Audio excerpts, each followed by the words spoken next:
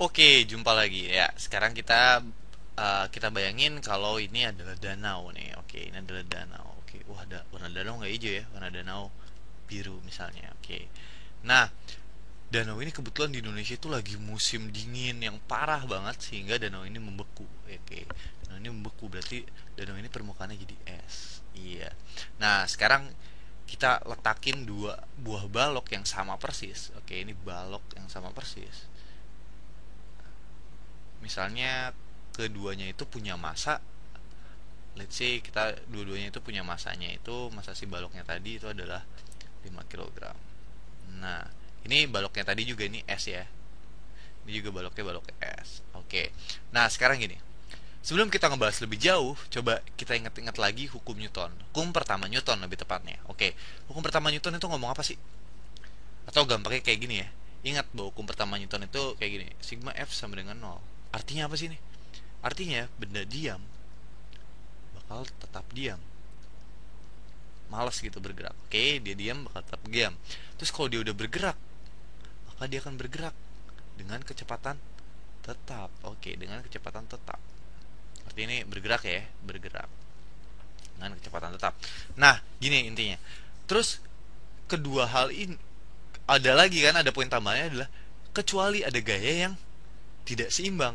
Ya, oke, kalau gaya tidak seimbang menyebabkan yang diam tadi jadi nggak diam, dia bergerak. Yang udah bergerak bisa jadi berhenti atau makin cepat kalau ada gaya nggak seimbang. Nah, coba kita lihat gaya-gaya pada balok S, kedua balok S ini. Oke, karena dia sekarang ada di permukaan S ini.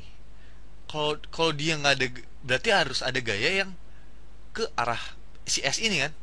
Ya nggak sih, kalau nggak ada gaya yang kesini dia mungkin terbang atau kemana gitu, ya enggak lah gitu. Nah, berarti si S ini juga ada gaya nih yang arahnya kemana nih. Iya, arahnya ke bawah, ya nggak sih, ke pusat bumi. Oke, bayang dong gaya apa itu. Oke, nah sekarang gaya itu, ingat hukum kedua Newton adalah massa dikali percepatan. Kebetulan si S ini itu ada di permukaan bumi, berarti percepatannya kita gunakan adalah percepatan gravitasi. Iya, ingat gravitasi itu vektor percepatan dan gaya itu juga vektor. Oke. Nah, berarti masanya si balok ini berapa? Dua-duanya ini adalah 5 kg. Oke. Dan percepatan gravitasi itu adalah 9,8 meter per second kuadrat. Artinya 5 kg dikali 9,8 meter per second kuadrat itu berapa? Iya, itu adalah 49 ya. 49 kilogram meter per second kuadrat itu artinya adalah 49 Newton. Nah, ingat kalau hukum kedua ini memenuhi, oke. Oh iya, lupa. Di sini baloknya yang pertama itu adalah, ya, baloknya itu diam, yang kedua ini sesuai dengan hukum pertama itu dia bergerak ya. Dia bergerak dengan kecepatan tetap. Oke, kecepatannya tetap nih. Ke arah kanan misalnya. Nah, kalau kayak gitu dia untuk mempertahankan posisinya untuk tetap diam, harusnya ada gaya yang melawan gaya ini, ya nggak sih? 49 Newton ini.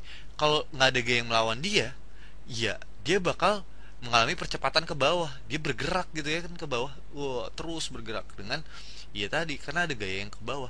Terusnya kalau dia diam, harusnya ada gaya yang melawan gaya ini. Oke, yang nilainya sama, ya nggak? Supaya dia tetap diam, nilainya harus sama dong. Besarnya berapa? Iya, 49 Newton. Nah, gaya yang kayak gini nih yang berlawanan dengan permukaannya tadi itu kita kenal sama gaya normal. Oke, ini adalah gaya normal. Gimana sama balok yang ini? Ya sama, dia juga punya gaya ke arah pusat bumi nih. Oke, gaya yang arahnya sama, besarnya berapa? 49 Newton juga. Kenapa 49 Newton? Karena masanya sama. Ingat, coba diturunin lagi. F itu sama dengan M dikali, iya, percepatannya adalah percepatan gravitasi karena arahnya ke arah pusat bumi ya. Vektor vektor. Oke, berarti di sini adalah 5 kg juga dikali sama 9,8 meter per detik kuadrat.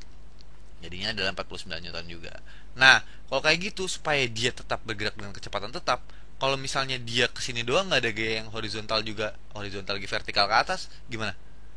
Iya, dia bakal gitu ya. Kalau dia bergerak ke sana gini dong, gini, set, gitu. Ya enggak gitu. Nah, berarti kalau kayak gitu ada gaya yang melawan gaya ini.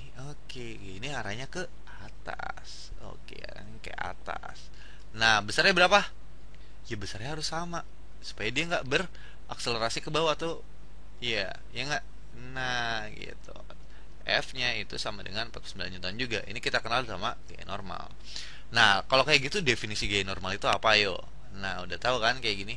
Nah, ternyata gaya normal itu definisinya adalah gaya yang tegak lurus dengan bidangnya. Oke, kalau dia bidang sentuhnya itu adalah misalnya ini, bidang miring. Oke. Terus misalnya kita di sini punya balok lagi di atasnya. Oh, ternyata dia ada yang ke pusat bumi. Pusat bumi kan ke bawah gitu kan. Oke, di sini adalah F sama dengan M dikali gravitasinya tadi. Nah, G normalnya yang mana? G normalnya bukan yang ini ya. Nah, dia tegak lurus sama bidangnya. Berarti kalau kayak gitu yang mana? Iya, ke arah sana. Ini adalah gaya normalnya. Oke. Ini tegak lurus kan? 90 derajat. Oke, ini adalah gaya normalnya. Oke, sampai sini dulu ya. Yuk, sampai jumpa di video selanjutnya.